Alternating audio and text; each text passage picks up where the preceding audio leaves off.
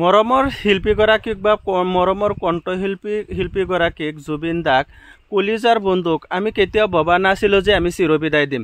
আমি ভাবিছোঁ যে সিহঁতক খন্তেকে বিদায় দিম, কিন্তু চিৰবিদায় যে আমাৰ মাজৰ পৰা লৈ গৈছে এইটো কিন্তু আমি সহ্য কৰিব পৰা নাই, একেবাৰে সহ্য কৰিব পৰা নাই। মনত এনেকুৱা আঘাত লাগিছে, একেবাৰে কলিজাতহে আঘাত লাগিছে। চাওঁ, মানুহজন এনেকুৱা এজন মানুহ এই পৃথিৱীৰ পৰা যে চিৰবিদায় ল'ব এইটো মানে মনত কেতিয়াও নাহে, বা কলিজাৰ পৰা মানে এনেকুৱা কলিজাটো টুকুৰা ভাঙি খুব চাৰকাৰ হৈ গৈছে, কিন্তু তথাপিও মই মনেৰে বুজাব নোৱাৰোঁ বা কথাই ক'ব নোৱাৰোঁ এনেকুৱা অৱস্থা। তাৰ বিষয়ে কি ক'ম, সি যে এনেকুৱা এজন মানুহ কি অসীম দয়ালু, মানে আকাশ চোৱা, এই তেনেকুৱা এজন মানুহক যে আমি কেনেকৈ বিদায় দিম। আজি যে তাক শ্ৰদ্ধাঞ্জলি জনাম, কালি যে তাক শ্ৰদ্ধাঞ্জলি জনাই আহিছোঁ, আজি যে শেষবাৰৰ কাৰণে তাক বিদায় দিম, এইটোৰ কাৰণে মানে আৰু কি ক'ম, মুখেৰে ভাষা নাই যে কোৱাৰ কাৰণে। এনেকুৱা এজন মানুহ বা এনেকুৱা এজন কণ্ঠশিল্পী, এনেকুৱা এজন বন্ধু যে আমাৰ মাজৰ পৰা নাইকিয়া হৈ যাব কেতিয়াও আমি ভবা নাছিলোঁ।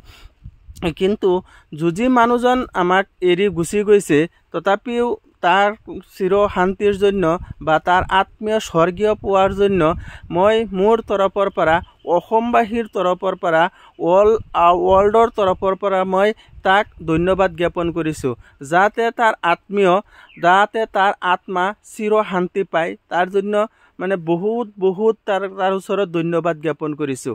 কিন্তু মানুহগৰাকীক যে চিৰবিদায় লৈছে, চিৰবিদায় লোৱাৰ কি কাৰণ বা কেনেকৈ যে হ'ল, আমাৰ অসমৰ মানুহ, ইণ্ডিয়াৰ মানুহ হৈ ছিংগাপুৰত গৈ তাৰ মৃত্যু হৈছে, সেইটো ভগৱানৰ লীলা বা ভগৱানৰ অসীম দয়া, ভগৱানে জানে কেনেকুৱা। কিন্তু ইয়াতে তাৰ জন্ম, ইয়াতে তাৰ মৃত্যু হ'ব লাগিছিলে, কিন্তু তাতে গৈ যে মৃত্যু হৈছে, মৃত্যু মানুহৰ লগে লগে, কিন্তু তাত গৈ যে মৃত্যু হৈছে, এইটোৰ কাৰণে আমি ভগৱানৰ ওপৰত মানে দোৱা আশীৰ্বাদ কৰিছোঁ। ভগৱানে যেনেকৈ কৰিছে তেনেকুৱাই কৰাটো সম্ভৱ। আমি ইয়াতে আহিছোঁ, ইয়াৰ পৰা আকৌ কিজানি ঘূৰি যাব নোৱাৰোঁ, তেনেকুৱা ভগৱানৰ অসীম লীলা।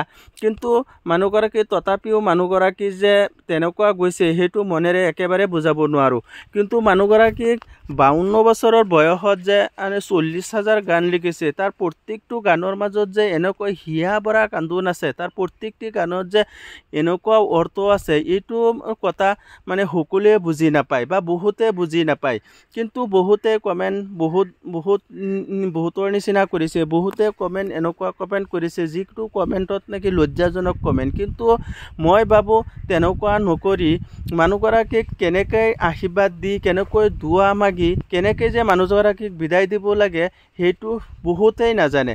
কিন্তু এনেকুৱা এটা মহান ব্যক্তি বা এনেকুৱা এটা মহান মানুহ, ভগৱান তুলনা কৰা যায়, তেনেকুৱা এটা মানুহক যে আজি বিদায় দিছোঁ বা আমাৰ কলিজাৰ পৰা বিদায় দিছোঁ বা এই পৃথিৱীৰ পৰা যে বিদায় দিছোঁ, এইটোতো বহুত দুখৰ কথা। কিন্তু মানুহগৰাকীক যে বিদায় দিয়াটো একেবাৰে মানে সম্ভৱ হোৱা নাছিলে। তথাপিও কি কৰিম, উপায়হীন হৈ তাৰপাছত মানুহজনক যে বিদায় দিছোঁ, এইটো অন্তৰৰ পৰা একেবাৰে বুজাব নোৱাৰোঁ।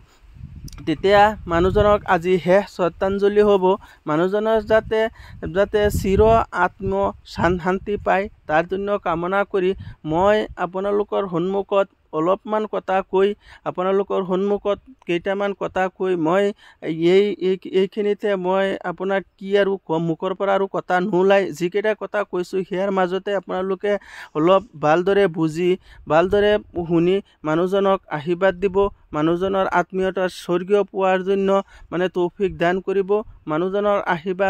মানুহজনক মানে কেনেকুৱা কৰিব, কণ্ঠশিল্পীজনে যাতে চিৰ শান্তি পায়, তাৰ জন্য কামনা কৰি মই মোৰ চমু ভিডিঅ' সামৰি মাৰিলোঁ।